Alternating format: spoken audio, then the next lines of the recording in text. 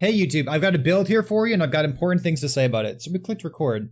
This is a mana stacking, devotion, smite, hammer throw, paladin.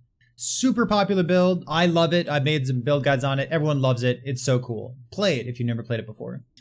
So the question is, where is this person's critical strike chance and what is the opportunity cost for using the wrong base types? So to me, one of the most defining things about Last Epoch is the base type of your chest piece, your helmet, your gloves is very important because the affixes roll so high. When I think about using the wrong glove in something like Path of Exile, don't think about like influenced gear or whatever, just think about like the base gear. Like you might want to use gloves that have projectile attack damage on them and it's like 50% increased damage. It's like really, if you use the wrong glove base, notwithstanding, or I guess withstanding the shaper influence and whatnot, it's not that big a deal.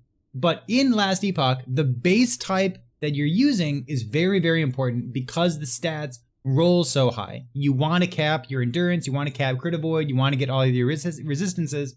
And if you're using the wrong base type, then you need to fill those in other places and it kind of becomes a jumbled mess. So let's talk about a couple things, okay?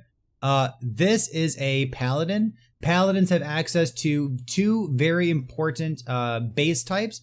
The Solarum helmet, which has up to 35 crit avoid, and the Solarum body armor, which is up to 35% crit avoid. So, like, you could have 400 armor, or you could have 350, but you also have 35% crit avoid. So, like, between a Dawn plate and a Solarum plate, you would heavily prefer to have a Solarum plate instead, because it's nice to have 35 out of the 100 crit avoid that you want. So just by using the right things there. Also, because we're Paladin, we get access to this node. It's another 40% crit avoid. So you can cap all of your crit avoidance by using the right body armor and helmet and grabbing this node here. So that's a big deal for us. It also means that we have this critical strike avoidance. So you're going to see how this all comes together. This crit avoidance, we don't need this, or we would not need this if we had the right base types, if we had our crit avoidance coming in from our gear instead. If we did that, we could grab plus to all resistances instead. And plus to all resistances would put our void res nice and high, put us at like 106% right here. If we did that, it also means we don't need these Crusader gauntlets. And the reason that I call out Crusader gauntlets in particular, they have a lot of void res on them, but if we're playing a Paladin, we don't, I guess it's Sentinel. If we're playing Sentinel, we don't need that void res because between the plus to all resistances and having void res right here. Let's go like this. Let's put a couple nodes over there. So we have 24 void res here. 24 plus 40 is like, so what, 64? And then like 64 plus 10-ish, we're already going to cap all of our resistance just like this. So if we had that, we could use a engraved gauntlet instead for up to 15 endurance. And you see the endurance on this build is 29. If we had another 15 on top of that, all of a sudden it's like, 30 for 44 or so endurance. And that's the kind of ways you can build up the like the defenses and getting the stats you need for these characters. So with that said, the other question that this person had was, where do I get my crit from?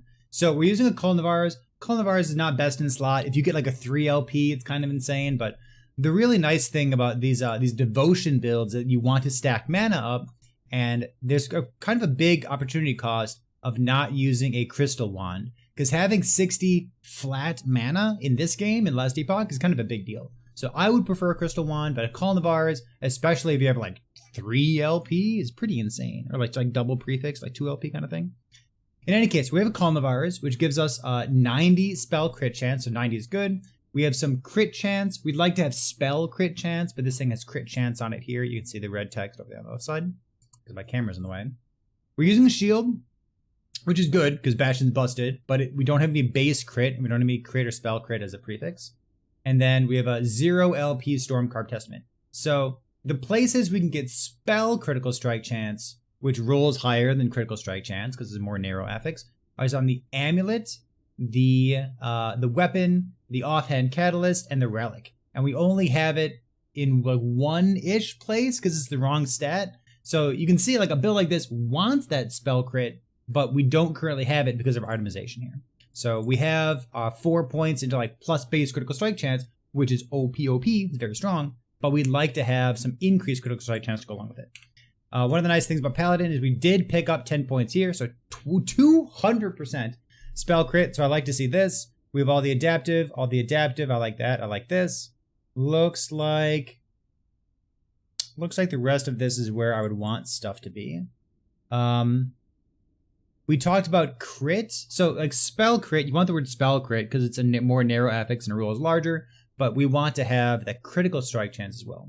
So if I could change the melee attack speed into critical strike chance, like getting rid of, like this is like tier 4 attunement and then healing effect. Like this gold ring isn't really doing anything for us. We'd like to have a different gold ring instead. Maybe a crit ring, maybe a copper ring for even more critical strike chance. And then we talked about using the wrong base types.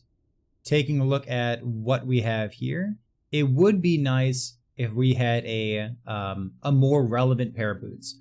These boots not only aren't one of the 2 boots that actually exist in the game, which is a tongue-in-cheek joke about Heoborian boots and Solarum greaves, because these 2 have up to 40 cold res and up to 45 fire res, respectively. And like these are the only boots that I would ever realistically want to use. So not only is this current pair of boots not one of the Heoborian or Solarum, but it also doesn't have hybrid life.